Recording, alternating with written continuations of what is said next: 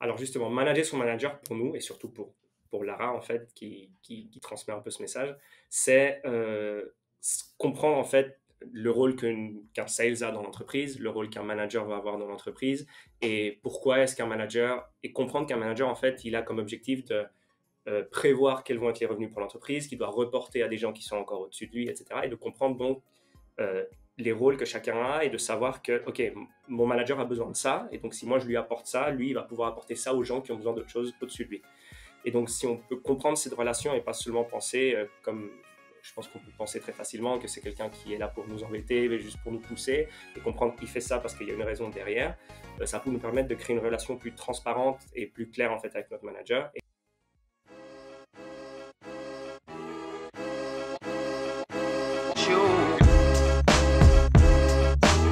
Moi, c'est Lucas Dubois. Je travaille chez Cara depuis août de l'année dernière. Je travaille avec Lara, qui est la CEO et cofondatrice de Cara, qui était avec nous d'ailleurs pendant l'intervention qu'on a eue ici chez Iconoclast. Et en fait, Cara a été créée dans l'objectif d'améliorer la vie quotidienne des sales, de leur permettre d'être plus organisés, d'avoir une meilleure relation avec leur manager, et surtout de mieux comprendre en fait et d'améliorer leur process de vente.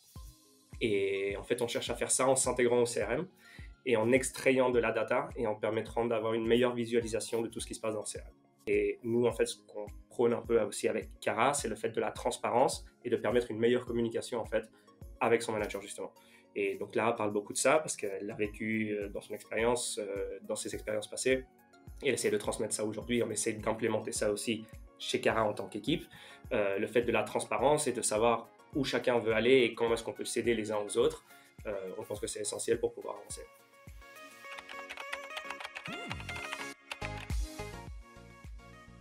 Absolument, en fait, on le voit et je l'ai vu dans le passé, le fait des frictions avec les managers, qui est quelque chose qui se passe souvent, le fait que peut-être on part manger avec des collègues et on commence à se plaindre et à se plaindre et à se plaindre de nos managers, et c'est pas forcément parce que c'est des gens méchants ou qui sont là pour nous embêter, c'est vraiment juste qu'il y a des frictions par rapport à ce que notre manager cherche à faire et nous pousse à nous à faire pour lui atteindre ses objectifs.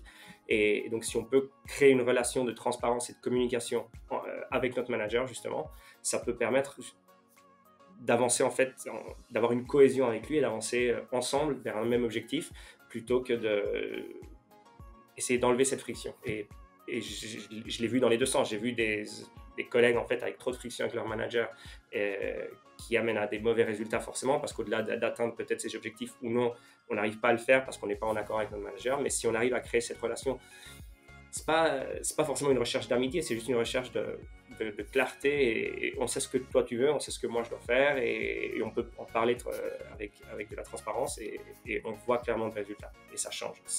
De bien s'entendre avec son manager, ça facilite non seulement notre travail, mais le sien aussi, et ça permet que les choses avancent mieux.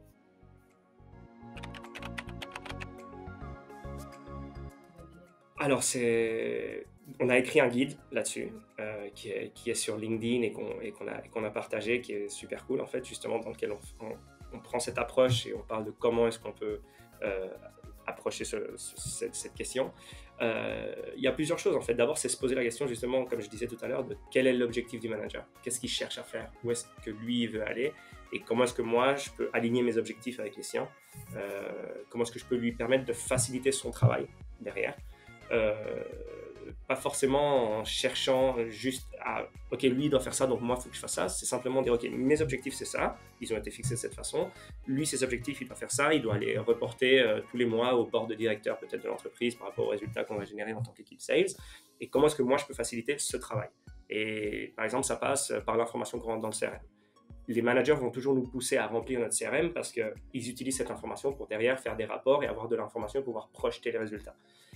Si nous, on peut se dire, OK, il a besoin de la data, donc moi, si je fais un effort supplémentaire, je remplis mon CRM, ça donne plus de data, ça lui permet à lui de mieux faire son travail, mais ça aussi permet d'avoir une relation, de nouveau, on revient à ça, plus transparente et plus claire par rapport, OK, il a l'information et il peut aussi, lui, venir me conseiller, venir m'aider et venir m'apporter, en fait, ce rôle plus qui, le manager devrait être un coach, en fait, envers son sales, et s'il a l'information à disposition, il peut mieux se préparer aussi pour nous guider sur le bon chemin. Il y a un guide qui est super. on peut aussi partager ça pour que les gens voient un peu tout ça. Mais c'est un peu vraiment cette idée de communication. Et tout passe par la communication et comprendre ce que l'autre personne cherche. En fait, ce qui se passe souvent, et c'est sans généraliser parce qu'il y a toujours des situations qui sont différentes, c'est des cas à part, etc. Mais je pense que dans beaucoup de cas, on a tous, et moi je les ai eus aussi, hein, des préjugés en fait envers nos managers, sentir qu'ils sont juste là pour nous embêter, et que leur seul objectif c'est vraiment le résultat et rien d'autre. Je pense que après, des fois, il peut y avoir énormément de friction et que le manager il n'ait pas envie d'avoir une bonne relation avec nous et ça va créer, il y aura toujours cette friction. Mais si nous, on fait un effort de, ok, prendre de la distance, de se poser les bonnes questions et de dire, ok, est-ce que moi, je peux changer quelque chose de mon côté qui pourrait améliorer la relation? Si après, on ne voit pas de résultat, ok, c'est parce que de l'autre côté, il n'y a peut-être pas un effort non plus. Mais il y a toujours un premier pas à faire de notre côté pour essayer parce qu'en fin de compte, une bonne relation, ça fait aussi que nous, on travaille mieux. Quand toi, tu es un manager et que tu as une bonne relation avec ton manager, c'est plus léger. Ton travail devient plus léger, tu travailles mieux, tu vas mieux performer. Parce que si tu sens constamment une pression ou un souffle d'air derrière ton cou qui est en train de te chuchoter, en train de te poser des questions, etc., c'est pas bon pour ton stress et pour ta performance. Donc, si on prend le temps de prendre de la distance et de nous poser les questions d'abord, de comment est-ce que je peux améliorer ma relation avec mon manager, et même en parler, tu vois, se mettre dans un meeting et dire, écoute, enfin, on a beaucoup de friction dans notre quotidien. Moi, franchement, ça me permet, je me sens pas bien au niveau de ma performance. J'aimerais bien qu'on essaie de prendre une distance, peut-être les deux, et d'essayer d'améliorer notre relation. C'est tout, ça passe par le dialogue. Et ça passe d'abord par nous poser nous les questions, nous dire c'est un problème, c'est pas que notre manager, ça passe aussi par nous. Et c'est toujours, il y a quelque chose des deux côtés. Donc si nous, on peut améliorer les choses d'une autre, peut-être qu'après, on peut donner l'espace à que le manager améliore les choses du sien.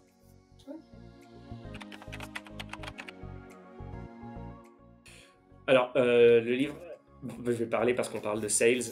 Il y a un sales qui s'appelle Sell It Like Sirhan. C'est un livre que j'ai lu 2 fois d'ailleurs, parce que la première fois que j'avais lu, j'avais besoin de le relire parce que c'était super inspirant. C'est un broker de real estate aux États-Unis, à New York, qui est arrivé à New York sans rien et qui en fait a construit aujourd'hui sa boîte, ils vendent des milliards de dollars par année de real estate à New York, et il est parti de rien. Et c'est une histoire très inspirante, au-delà de son parcours, aussi d'un point de vue sales. Il parle de ses stratégies en tant que commercial, de comment est-ce qu'il s'organise, des 3 F, le follow-up, le follow-through et le follow-back. C'est plein de choses qui m'ont inspiré, non seulement de par son histoire, mais aussi de par son expérience de sales. Et donc, c'est un livre que j'ai beaucoup aimé, et je pense que sur le cas spécifique de ce qu'on parle aujourd'hui, c'est un super livre.